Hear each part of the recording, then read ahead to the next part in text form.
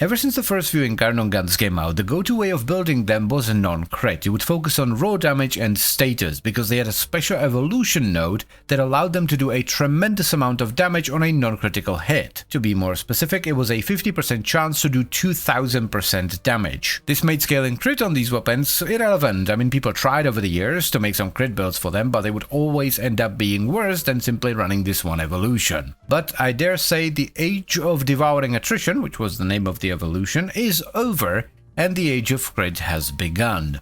For you see, at least for the Laetum, you can get multiplicative crit chance from pistol acuity. Now the Laetum, just in case you don't know, is a very solid secondary pistol that does primarily slash damage with a decent chunk of impact as well, and it sports a 22% crit chance, 2.2 times crit multiplier, and a 22% status chance. When you activate Incarnon mode, the weapon goes from semi-automatic to full auto, and it stops doing slash. However, it does gain a 2-meter explosion which does pure radiation damage. This is also where the weak point crit chance bonus from acuity becomes multiplicative, as it is not multiplicative in normal mode. If you want to get your hands on this puppy, by the way, you can simply get a blueprint from Cavallero on Zariman, and you're gonna have to put in 30,000 credits, 1 Void Plume Pinion, 5 Void Plume Quills, 20 Void Gel Orbs, and 4,000 Ferrite to build it. So let's give this a shot and see if it's actually worth building it for crit now, shall we?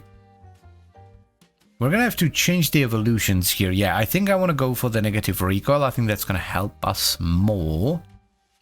The reload speed on headshots sounds nice, actually. Ooh, headshot damage. I bet that's multiplicative with acuity as well. And for the last one, we don't actually have a good choice here, I don't think. This used to be the go-to, but yeah. We can't run this either because this requires you to not crit, so I guess it's the ammo efficiency one.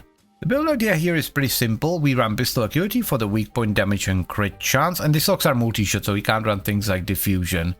Then we probably get galvanized crosshairs, because the crit is going to be multiplicative, and let's get galvanized shot in there as well. For the arcane, we go with deadhead, because the headshot multiplier is multiplicative with the weak point multiplier. Let's not forget prime target cracker for the crit damage. I am tempted to run primed pistol gambit as well, because we have the mod space, right? Since we have pistol acuity, we can't run multi-shot, so we have way more mod slots than usual on a secondary, because on secondaries most of the time you would run 2 multi-shot mods. Let us shuffle the polarities around so that it doesn't look quite as messy. Let's get the dash up here. There we go, that looks much better. I definitely want to go cold for the crit damage, but how are we gonna do that? Do we just go deep freeze or do we get frostbite? Decisions. Why not both? We could run magnetic might. That would be kinda nice, actually. Or merciless gunfight. How much crit damage does this give you? 45, that's not a lot. So I think magnetic might is gonna be the way to go. Or alternatively, we can just go sharpened bullets. That's even more crit damage. Let's get a D right here. And for now, crit. Sharpened bullets. And yep, it is multiplicative. Okay, I was a little bit worried because it was not actually multiplicative on the normal mode, but yeah. That's a lot of damage, my dudes. The fire rate is really low though. I think this needs some... Oh my god, 1.4 million. Yeah, this needs some fire rate. Do we go all out or just run gunslinger? I think we go all out, right? With the dynamic agility. Oh, that is... that's just a little bit better, alright?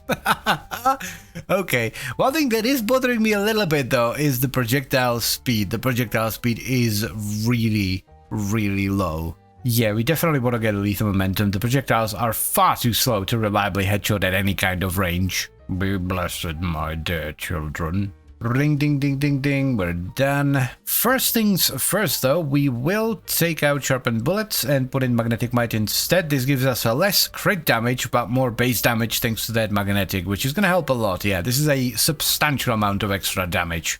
Let us flip this into a V. It's a bit of a shame we can't squeeze in a fully ranked one, but one rank from the top is better than nothing. Alrighty then, let's see what it do. Oh my god, 734k? What? 761k? Sure. Oh, I don't know about you, but to me it feels kind of illegal to be hitting well over 1 million with a rapid fire secondary pistol. This truly is a silly amount of damage. One thing to bear in mind here, by the way, is this is with 0 buffs. I'm not using any abilities, I don't have any frame arcanes, and I don't even have a pet with me. I probably should have done a test with the original setup, but I am fairly certain it did nowhere near this kind of damage, right? Like the OG setup for the Laetum did not do this much damage. I do want to stress one thing though, these setups have obvious downsides, so like if you don't hit weak points, the damage is pretty mediocre. And it's a projectile based weapon that doesn't have the fastest of projectiles, so especially at longer ranges, this is not very effective. Malise! My dude. Come on, wait, am I still in the... I rolled already, why am I still in the bubble? Malise, what are you doing, Damn you, Malise! Damn you! I hate being Maliced in the face. Well, that was fun. Like, as strong as this setup is, it can sometimes be difficult. Like, this is a perfect example. This guy right here, it was so difficult to actually shoot him in the face because of his shoulder pads. And, yeah, this is... Guys, I'm over here. Hello? Can you please turn? You can definitely make it easier for yourself though, like if you run Harrow and use Condemn, that makes the enemies very easy to headshot. Shield boys are definitely the easiest to reliably headshot, they have massive heads. I'm fairly certain this is considerably stronger than the original build, but it does have the downside of always having to meticulously aim for the enemy's weak point, which is not something you have to do with the original one, and then I think it's kind of cool. Like if you want to bother with the meticulous aiming, you can get more damage out of a build like this, but if you just want to spray and pray, you can run the original one and still do decent damage.